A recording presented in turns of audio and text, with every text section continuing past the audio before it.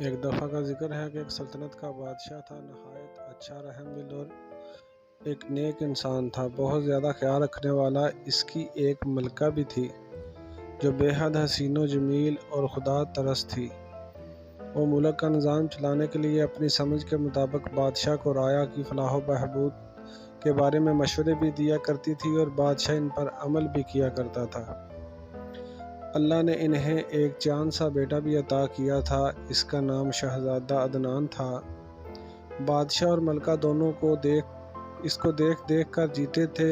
وہ ابھی صرف 10-11 سال کا تھا، مگر تھا بہت سمجھدار اور پڑھائی لکھائی میں بہت دلچسپی لیتا تھا، اور اپنے دوسرے ہم عمر بچوں کی برعکس کھلونوں سے زیادہ کتابوں میں زیادہ دلچسپی لیتا تھا۔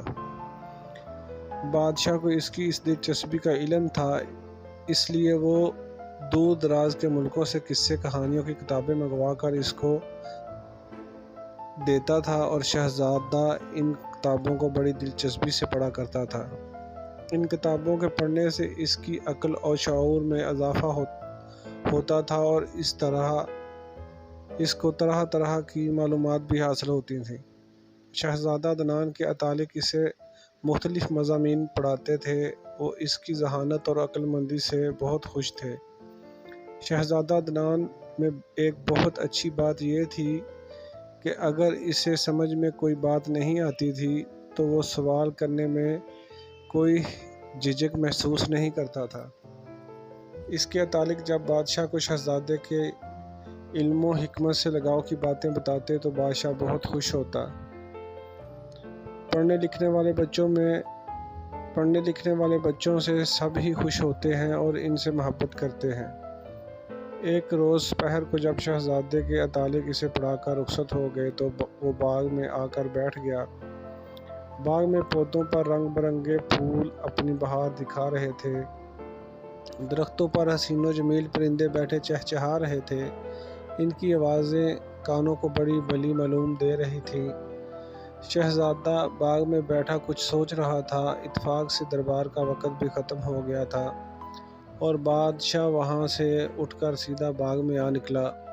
اس نے دیکھا کہ شہزادہ عدنان وہاں موجود ہے اور کسی سوچ میں گم ہے۔ اس نے پوچھا، بیٹا کیا بات ہے، آپ چپ سے کیوں بیٹھے ہو؟ اس کی آواز سن کر شہزادہ عدنان چونک گیا اور پھر دوڑ کر بادشاہ سے لپٹ گیا۔ بادشاہ نے شفقت سے اس کے سر پر ہاتھ پھیرا، اس کا منہ چوما اور بولا، متعلق پڑھا کر چلے گئے؟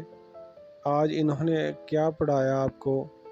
شہزادے نے جواب دیا، جی ابا حضور، آج انہوں نے ہمیں امیر لوگوں اور غریب لوگوں کی زندگی کے بارے میں بتایا تھا۔ غریب لوگوں کی مشکل زندگی کے بارے میں سن کر ہمارا دل اداس ہو گیا ہے۔ یہ کہہ کر شہزادہ کچھ دیر کے لیے خاموش ہو گیا اور پھر بولا، ابا حضور، میں خوش ہوں کہ میں ایک بادشاہ کے گھر میں پیدا ہوا۔ مجھے ہر طرح کا عیش و آرام میسر ہے، میں جو خواہش بھی کرتا ہوں وہ پوری ہو جاتی ہے۔ اس کی باتیں سن کر بادشاہ کو بڑا اطمینان ہوا کہ شہزادہ اپنی زندگی سے خوش ہے۔ اس نے کہا، بیٹا ان نعمتوں کا اللہ تعالیٰ کا شکر ادا کرنا چاہیے۔ آؤ اب چلتے ہیں، محل میں آپ کی امی انتظار کر رہی ہوں گی۔ شہزادہ بادشاہ کے ساتھ چل پڑا، مگر وہ بدستور کسی سوچ میں گم تھا۔ چلتے چلتے اس نے بادشاہ سے کہا، ابا حضور، میں یہ بھی سوچ رہا ہوں کہ دوسرے کے بچوں کی طرح میں کسی غریب آدمی کے گھر میں کیوں پیدا نہیں ہوا؟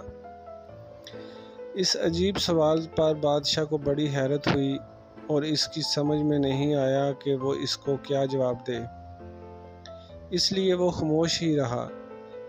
اسے خاموش دیکھ کر شہزادے نے پھر کہا، ابا حضور، استاد محترم نے بھی میرے اس سوال کا کوئی جواب نہیں دیا تھا اور بات بدل دی تھی۔ آپ بہت اچھے ہیں، میری تعلیم و تربیت کے لیے نہایت قابل و ذہین متعلق مقرر کر رہے ہیں، جو مجھے محل میں آ کر مختلف علوم کے بارے میں پڑھاتے ہیں۔ میں کسی بھی خواہش کروں پوری کی جاتی ہے۔ میں کہیں باہر جاؤں تو میری حفاظت کے لیے بہت سے سپاہی میرے ساتھ ہوتے ہیں۔ میں سوچتا ہوں کہ دوسرے بچوں کے ساتھ ایسا کیوں نہیں ہوتا؟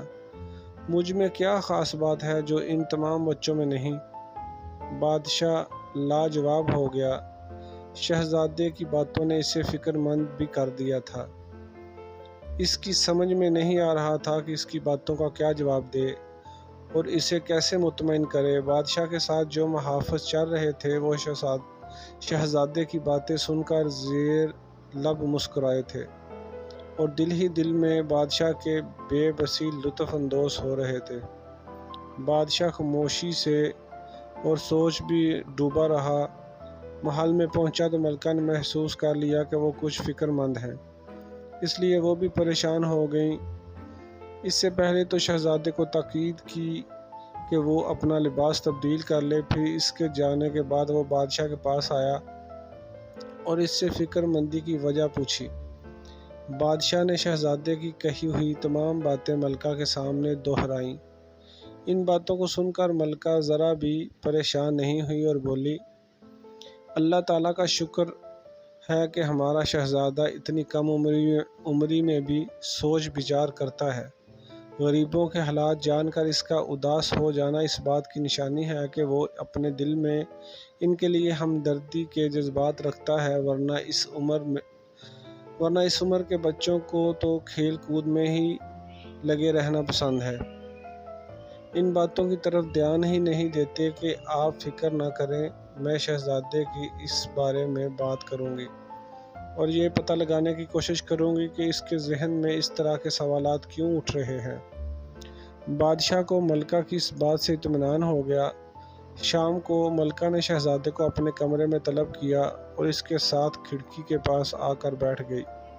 اس طرح طلب کیے جانے پر شہزادہ عدنان سمجھ گیا تھا کہ بادشاہ نے اس کی باتوں کا تذکرہ ملکہ سے ضرور کیا ہوگا، اس لیے وہ اپنی ماں کو دیکھ کر شرارت سے مسکرایا اور بولا، امی حضور، جو پوچھنا ہے پوچھئے، میں آپ کو ضرور بتاؤں گا۔ اس کی بات پر ملکہ کو ہنسی آ گئی اور وہ بولی، شہزادے، آپ بہت شریر ہو گئے ہیں، آپ کی سمجھ میں ساری باتیں آنے لگی ہیں۔ شہزادہ فوراً بولا، سوائے ایک بات کے۔ ملکہ نے کہا، وہ بات آپ کے ابا حضور مجھے بتا چکے ہیں، آپ تو مجھے صرف اس بات سے آگاہ کر دیں کہ ان سوچوں سے آپ کا مقصد کیا ہے۔ ملکہ کی یہ بات سن کر شہزادہ عدنان سنجیدہ ہو گیا اور بولا، امی حضور، میں اچھی طرح جانتا ہوں کہ ابا حضور وزیروں کو، امیروں اور اپنے درباریوں کو بغیر کسی وجہ کے بیش بہا انعامات سے نوازتے ہیں۔ انہیں یہ انعامات ان کی خوشامد بھری تعریفوں کے صلے میں ملتے ہیں۔ شہزادے کی بات سن کر ملکہ بکا بکا رہ گئی۔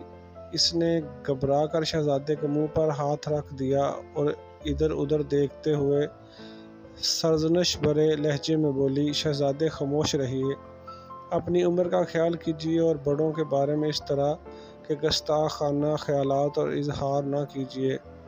ملکہ کی یہ بات سن کر شہزادہ ذرا بھی پریشان نہیں ہوا، بولا، امی حضور، آپ میری امی ہیں، میں آپ سے اپنے دل کی ہر بات کر سکتا ہوں۔ ملکہ خاموش تو ہو گئی مگر وہ تشویش بھری نظروں سے شہزادے کو دیکھے جا رہی تھی۔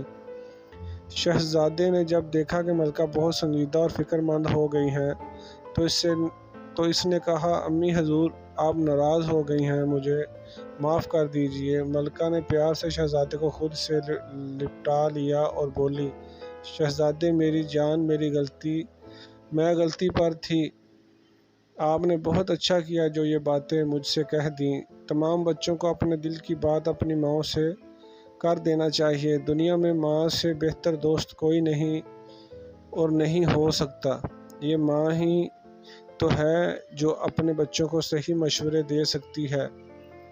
اچھا، اب آپ مجھے آسان الفاظ میں بتائیے کہ مسئلہ کیا ہے، آپ کے ذہن میں ایسے خیالات کیوں آ رہے ہیں؟ شہزادہ کچھ دیر تک تو سوچتا رہا، پھر دھیرے سے بولا، امی حضور، جب میں محل کی برجی پر چڑھ کر شہر کا نظارہ کرتا ہوں تو مجھے روزانہ بہت سے بچے دور بازاروں میں نظر آتے ہیں۔ وہ بچے محنت مزدوری میں مصروف ہوتے ہیں، کوئی انہیں چڑھتا ہے، کوئی بے عزتی کرتا ہے، کوئی دھکے دیتا ہے، مگر اس کے باوجود وہ بچے محنت مزدوری کے کاموں میں لگے رہتے ہیں اور شام کو चंद सिक्के लेकर घर चले जाते हैं। ये सब कुछ देखकर मैं उदास हो जाता हूँ। मैं ये भी सोचता हूँ कि मैं अगर महल में पैदा ना होता तो मैं भी इन्हीं की तरह एक बच्चा होता। मुझे भी मेहनत मजदूरी करके अपने माँ बाप का हाथ बटाना पड़ता। ये कहकर शहजादा अदनान प्यार से मलका के गले में बाहें डाल दी और फिर बोला, अम्मी हजूर, मैं चाहता हूँ कि इन बच्चों में से कोई बच्चा भी मजदूरी ना करे। ये सब तालीम हासिल करें, खेलें कूदें जैसा कि मैं करता हूँ। तालीम हासिल करके जब वो बड़े हो जाएंगे तब ही मेहनत मजदूरी और दूसरे कामों का सोचेंगे। ये तमाम बातें अब्बा हजूर सोचने की हैं, क्योंकि ये सब लोग इनकी रआया हैं। ज़रा सी बात पर खुश होकर लोगों पर इनाम और इकराम की बारिश करने से बेहतर है कि ये दौलत राया की बेहतरी के लिए खर्च हो। जगह जगह मकतब हो और मुल्क का हर बच्चा इनमें पढ़े और इनकी तालीम का सारा खर्चा सरकारी ख़जाने से अदा हो। शहजादे की बातें सुनकर मलका की आंखों में आंसू आ गए। इतने में दरवाजे का पर्दा हटा और बादशाह सलामत ने कमरे में कदम रखा। इसने मलका और शहजादे की तमाम बातें सुन ली थी। इसे देखकर शहजादा अदब से खड़ा हो गया। बादशाह ने करीब आकर शहजादे को गले से लगा लिया और कहा, बेटा, आज तुमने हमारी आंखें खोल दी हैं। हमें एहसास हो गया है कि हमने बच्चों को तालीम और इनसे मजदूरी करवाने जैसे अहम मसले की तरफ ज़रा भी ध्यान नहीं दिया, और ना ही हमारे किसी नालायक वज़ीर ने कभी हमारी तवज्जो इस तरफ दिलाई। ये हमारी बहुत बड़ी गलती थी। हम चाहते तो इस सिलसिले में बहुत कुछ कर सकते थे। इसके बाद बादशाह अपने वज़ीरों के साथ सर जोड़कर बैठ गया। मुसलसल कई दिनों की सोच विचार और सलाह मशवरे के बाद इसने मुल्क भर में जगह जगह मकतब बनवाए, इनमें पढ़े लिखे बेहतरीन अतालिक मुकर्रर किए। इसके बाद मुल्क भर में मुनादी करवा दी गई कि आज के बाद कोई भी बच्चा मजदूरी नहीं करेगा। लड़की हो या लड़का, तालीम हासिल करना सब पर लाजम होगा। जो वालिदैन अपने बच्चों को मकतबों में दाखिल नहीं करवाएंगे, इन्हें बादशाह के सिपाही गिरफ्तार करके जेल में डाल देंगे। जो वालिदैन अपने बच्चों को इन सरकारी मकतबों में पढ़ने के लिए भेजेंगे, इन्हें फ़ी बच्चा एक अशरफी माहाना वजीफ़ा मिलेगा। सारे ही माँ बाप चाहते हैं कि इनकी औलाद ज़ेवर तालीम में से आरास्ता हो। इस ऐलान से इस सारे मुल्क में खुशी की लहर दौड़ गई। लोग जोक दर जोक अपने बच्चों को तालीम हासिल करने के लिए इन मकतबों में बैठने लगे। वो लोग झोली पिला कर अपने बादशाह को दुआएं देते थे, क्योंकि इनके बच्चे बाज़ारों में मजदूरी नहीं करने जाते थे, वो अब तालीम हासिल करने लगे थे। एक रोज़ मलका शहजादे के साथ महल की बुर्जी पर चढ़ी शहर का नज़ारा कर रही थी कि इसकी नज़र शहजादा अदनान पर पड़ी, जो बहुत खुशी की सूरत में नज़र आ रहा था। इसने मलका को अपनी तरफ मुतवज्जा देखा तो बोला, अम्मी हजूर, देखिए, शहर के बाज़ारों में अब एक भी बच्चा मजदूरी करता नज़र नहीं आ रहा। इसकी बात सुनकर मलका भी मुस्कुराने लगी। थोड़े ही दिनों बाद इस तब्दीली के आसार नज़र आने लगे। सच है, तालीम ही इंसान को हकीकी मानों में इंसान बनाती है। बादशाह के मुल्क में भी ऐसा ही हुआ। जब सब बच्चे तालीम से फरागत के बाद अमली ज़िंदगी में दाखिल हुए तो इन्होंने जो पेशा भी अपनाया, इसमें अपनी तालीम की वजह से खूब कामयाबी हासिल की। इस पास की हुकूमतों के लोग इस बादशाह के मुल्क की तरक्की और अच्छी हालत देखकर इसकी मिसालें दिया करते थे।